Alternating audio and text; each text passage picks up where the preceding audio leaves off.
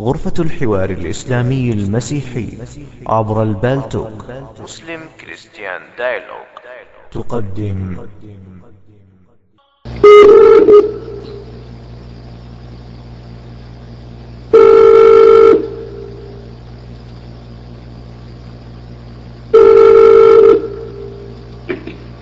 الو. الو، مساء الخير يا فندم. الو، مساء الخير. مساء الخير يا فندم. مساء الخير يا فندم. الدكتور جمال اسعد. ايوه يا فندم. مساء الخير يا فندم. انا متاسف اولا على الازعاج، وانا برحب بيك، تحت امرك. وانا سعيد جدا اني بتكلم مع حضرتك، وليا الشرف اللي اتكلم معاك. اعرف لك على نفسي، انا اسمي وسام عبد الله من الولايات المتحده الامريكيه، وبكلم حضرتك من برنامج البالتوك من غرفه مسلم كريستيان ديالوج، غرفه بقى لها 12 سنه في البالتوك، وبيسمعك الان حوالي 800 شخص، واحنا سعداء جدا ان احنا نتكلم مع حضرتك. في امكانيه عند حضرتك؟ شكرا جدا. متشكرين يا استاذ جمال. طبعا حضرتك معروف ان انت راجل حر وراجل وطني، والناس كلها تعرف هذا الكلام. فانا صراحه قلت فرصه ان احنا نتصل بسعادتك ويكون لنا حوار مع حضرتك، ولنا الشرف ان احنا انا سعيد يا فندم. تحت امرك يا فندم. انا اتشرف. شكرا يا استاذ جمال. اسال الرب يباركك ويبارك خطوتك ويبارك تعب محبتك يا استاذ جمال. استاذ جمال، الله يكرمك يا استاذ جمال. حضرتك لو يعني تدينا فكره مثلا عن نشاط حضرتك، يعني خلفيه بسيطه عنك للمستمعين لو سمحت.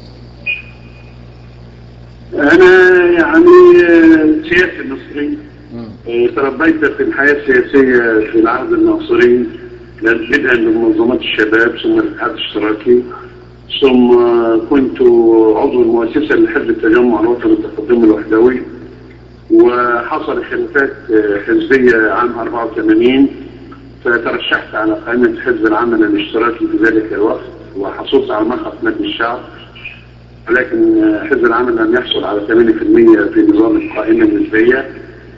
ثم ترشحت عام 87 وكنت الامين العام المساعد لحزب العمل بعد ما انضممت لحزب العمل في اتحاد ما يسمى الاتحاد الاسلامي للاخوان المسلمين وحزب الاحرار وحزب العمل، وكنت على راس القائمه التحالف، ولكن الاخوان المسلمين في ذلك الوقت رفضوا ان اكون على اول القائمه، ولكن المهندس ابراهيم شكري الله يرحمه اصر ان اكون اول القائمه. فالقائمه الاولى، الدائره الاولى حصلت اللي كنت فيها كانت القائمه الوحيده التي لا تحمل تحالف، يعني كان حزب عمل لان رفضوا يدخلوا معايا.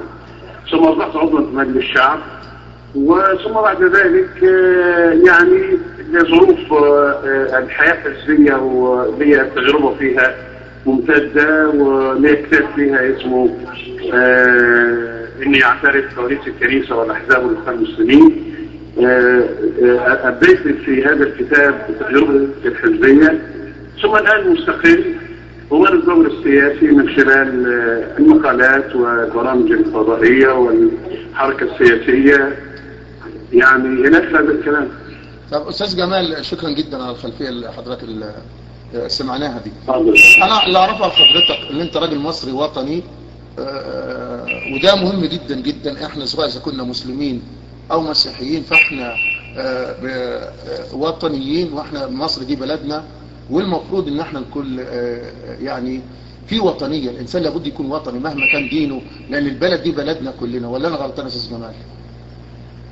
طبعا انا أؤيدك تماما. يعني اولا مصر للمصريين، نعم، ولكن يعني لكي نكون اكثر موضوعيه لتوصيف الواقع السياسي الذي نعيشه الان، عن للاسف الشديد ان هناك مناخا طائفيا كانت فيه له اسبابه التي ادت الى هذا المناخ، منها القراءه التاريخيه، القراءه الطائفيه للتاريخ سواء من المسلمين او المسيحيين، منها ممارسات الحكومه في مواجهه التمييز ضد الأضباط في بعض القضايا، منها تاثير الجماعات الاسلاميه الارهابيه ضد الأضباط في السبعينات والثمانينات والتسعينات القرن الماضي، منها دور القياده الكنسيه الحالي الذي يريد ان يكون زعيما سياسيا للأضباط.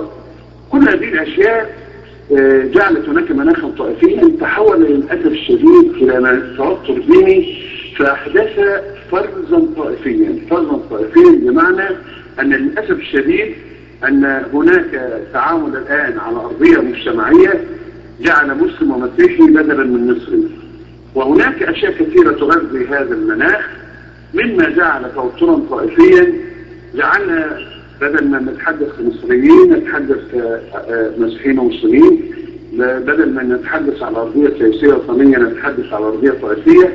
ولكن أولا وأخيرا مصر ستظل هي وطن لكل المصريين، وهذه أشياء يجب أن نتضافر جميعا سواء في الداخل أو في الخارج حتى تعود مصر للمصريين على أرضية وطنية مصرية. طيب أستاذ جمال سعادتك عاوز أخذ رأيك طبعا، والرأي ليك يعني أنت تقول ما تريد يعني.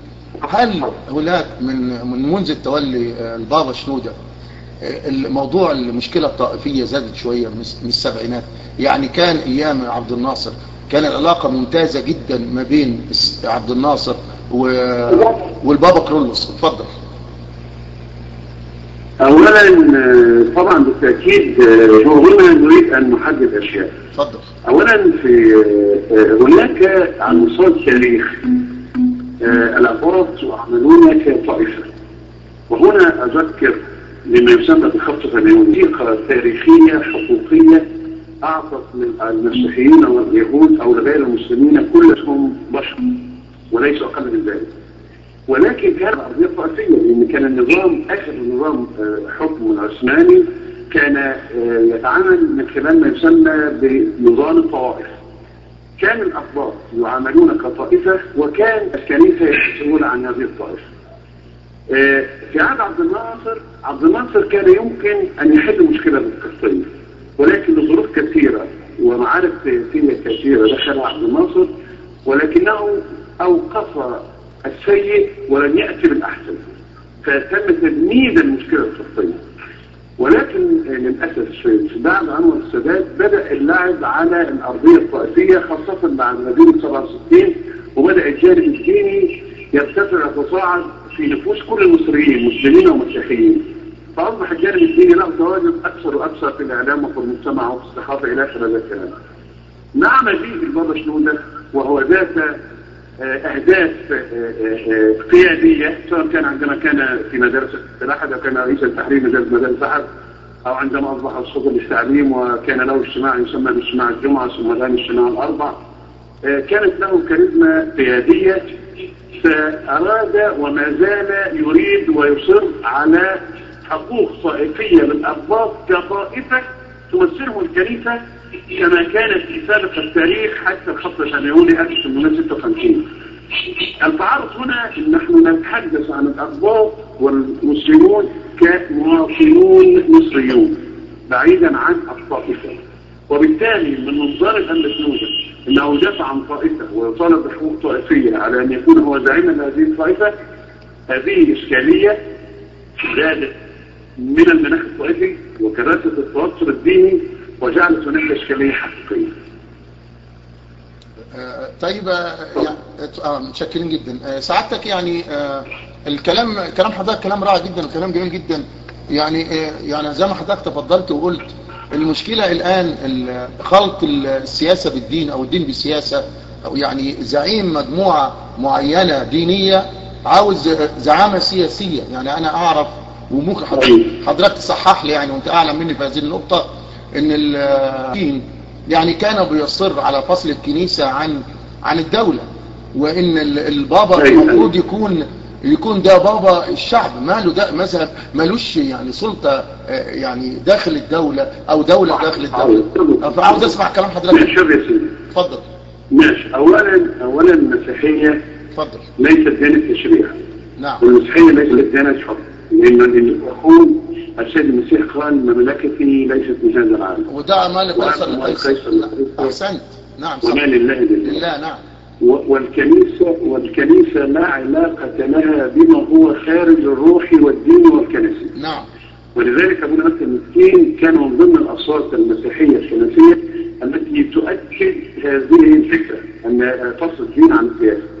ولكن أقول استغلال المعطيات التاريخية التي تتعامل مع الأقباط كطائفة الكنيسة مسؤولة عنها ليست كمسؤولية سياسية بقدر مسؤولية اجتماعية، مسؤولية دينية، مسؤولية يعني أخلاقية إلى آخر هذا الكلام.